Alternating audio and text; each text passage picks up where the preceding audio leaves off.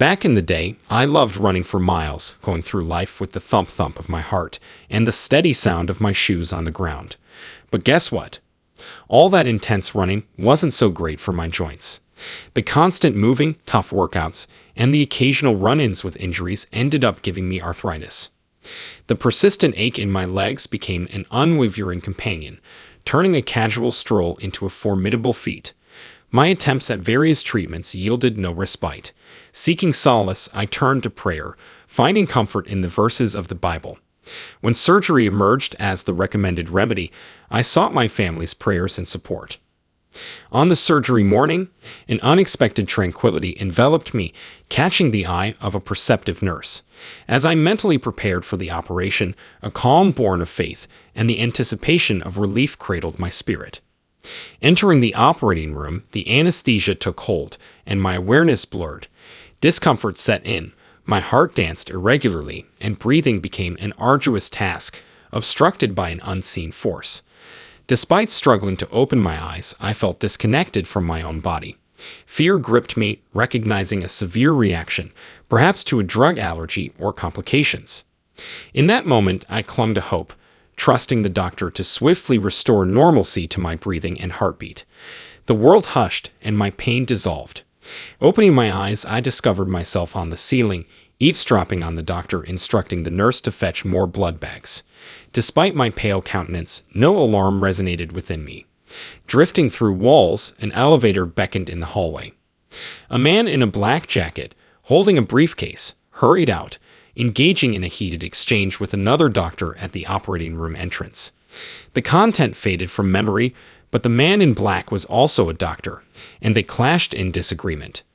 Suddenly, I ascended through the hospital ceiling, drawn by an enigmatic force. Navigating the roof, I found myself hovering above the hospital. Beyond the hospital's confines, I raced through the city, oddly untouched by the wind. Soon I entered a cave-like expanse, swiftly advancing toward a faint, luminous glow.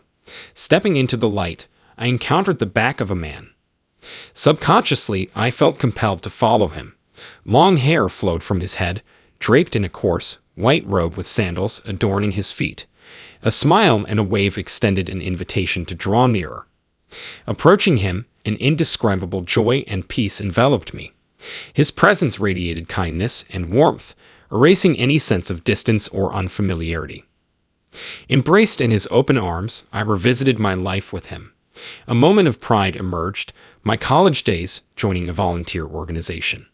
Each week, we visited a nearby community, extending help to the elderly and children. I cleaned rooms, exchanged conversations, and played games with the kids. A vivid memory surfaced when I accompanied an elderly grandmother, previously confined by poor health, for a walk in the park. That afternoon, amidst the garden's serenity, the grandmother wore a perpetual smile. The experience imprinted a profound understanding of the joy and meaning derived from helping others. Reflecting on my life's journey, I couldn't help but notice a chapter that stirred up feelings of shame and remorse.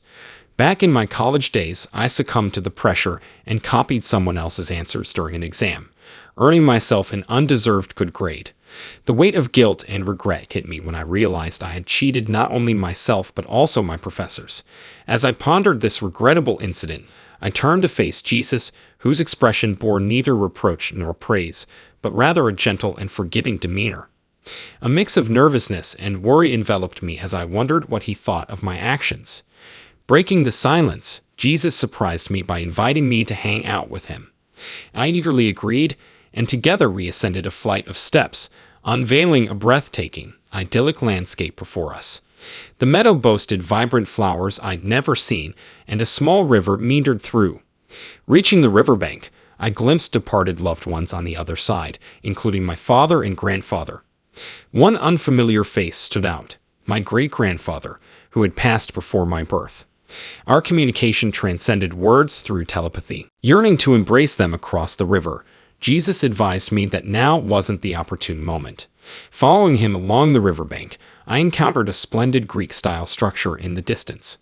Radiant in white, adorned with grand steps and colossal columns, it housed people in white robes.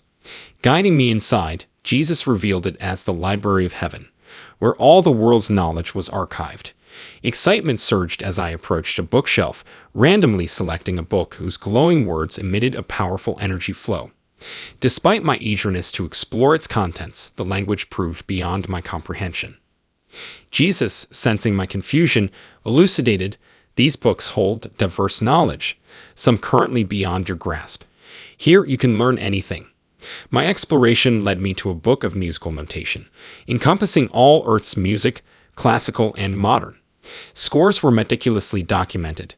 Jesus, smiling, imparted wisdom. "This library isn't just for learning, it unveils your potential, making you more complete." Approaching a bookshelf, Jesus handed me a volume, unveiling a detailed record of my entire life. From childhood to the present, every moment was documented. "These are your histories," Jesus affirmed. "I know every experience, whether joyous or challenging. I love you and have always been there for you." He presented a choice: return to earth and continue my journey or stay with him. Inexplicably drawn toward Jesus, I felt an undeniable force urging me to linger. His love enveloped me, providing a newfound sense of tranquility.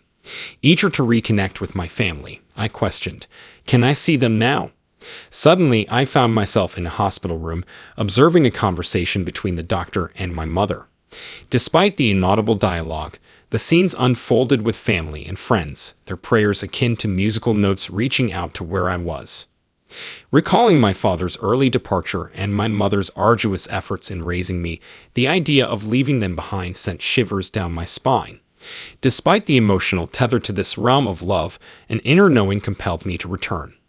Jesus, understanding my decision, explained that choosing to go back would entail the fading of most memories from that ethereal place. So there I am, chatting with Jesus like an old friend. "I want to go back to earth," I say, and he responds with a comforting smile, a nod, and a reassuring pat on the head. "No worries," he says. "I've got your back. I'll always be there to protect and guide you." Suddenly, I awaken in a hospital bed, a doctor conducting an examination. Inhaling deeply, I feel a newfound strength, reassured that Jesus is watching over me. 12 days in the hospital pass, each moment affirming my conviction that my return holds a purpose. Back home, I spill the beans to my mom, recounting the peculiar journey my soul took during surgery. I describe the mysterious doctor in a black jacket who saved me and dropped the bomb about encountering heaven. Skeptical, Mom gives me the side eye, thinking I'm weaving tales. Yet, when I share the details of meeting my great-grandfather in that celestial realm, her demeanor changes. "Describe him," she demands, and I unravel the specifics. Tall frame, white beard, a mole under his right eye. Mom's jaw drops. There's no picture of him anywhere, and I had never met the man. Now a believer, she's astounded by the uncanny alignment between my encounter with Jesus and the spot-on description of great-grandpa. Shocked to the core, she embraces the concept of heaven wholeheartedly.